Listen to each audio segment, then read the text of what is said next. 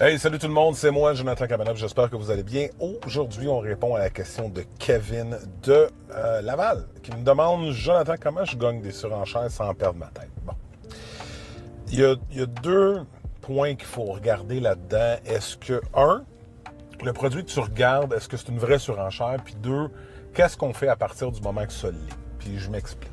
Quand j'ai une vraie surenchère, c'est que je suis capable d'évaluer un bien immobilier, puis de me dire, à Saint-Constant, ben t'es à Laval, où est-ce que tu restes, tel type de maison devrait être vendu tel prix parce que le marché s'est comporté de cette façon-là avec des produits qui sont similaires.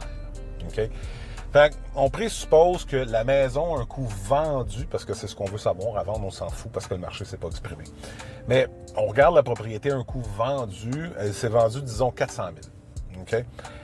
Et là, on va visiter une maison, puis le courtier a décidé avec le vendeur de le mettre 100 000 de moins. Fait que, puis on envoie de ça. On devrait pas, mais on envoie. Et que, fait que la maison est listée 300 000, mais elle vaut 400 000 vendue. Le gap de 100 000 entre les deux, c'est pas de la vraie surenchère. Okay? Pourquoi? Parce que le produit en tant que tel vaut 400 000. Puis ça, on peut le savoir. T'sais, en évaluation, j'en fais souvent. Puis je suis capable de dire qu'un bien immobilier avec tel X, tel nombre de pieds carrés, etc., vaut tel montant.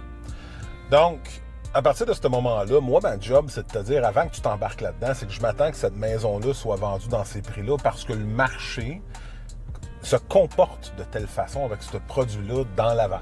Puis là, Laval, c'est grand, là, fait qu'on parle de Laval en général. Fait qu'à partir de ce moment-là, si tu paierais 350 000, c'est pas de la vraie surenchère. Oui, c'est 50 000 de plus que qu'est-ce que le marché a parlé, mais en réalité, c'est pas de la surenchère, parce que la vraie valeur de cette propriété-là serait de 400 000. Fait que ceci étant dit, à partir du moment que c'est de la vraie surenchère, ben on y va par braquette. Fait que je m'explique. Fait qu'on va dire que la maison vaut 400 000, elle est listée 400 000, puis on a une offre, deux offres, trois offres. Avant la COVID, on donnait à peu près 5 000 par offre. Okay? Maintenant, avec la COVID, puis les gens se sont habitués, ça tourne plus alentour de 8 et 10 000. Fait que si, par offre d'achat, puis en bout de ligne de la journée, c'est toi qui vas décider. Il faut comprendre ça. Puis, fait qu'une maison, ce que ça serait 400 000, puis il y aurait une seule offre d'achat, puis tu serais la deuxième, je te dirais, mets 420, pas mal sûr que tu vas la gagner. Mais des fois, c'est pas juste le prix non plus. Mais ça, on en parlera dans une autre capsule. Fait que, j'espère que ça répond à ta question, parce que c'est deux choses que je différencie beaucoup l'une de l'autre. Fait que si jamais vous avez des questions, donnez-moi un coup de fil qu'on peut se poser quelques questions, justement voir comment je suis capable de vous aider. Alright, salut, bye.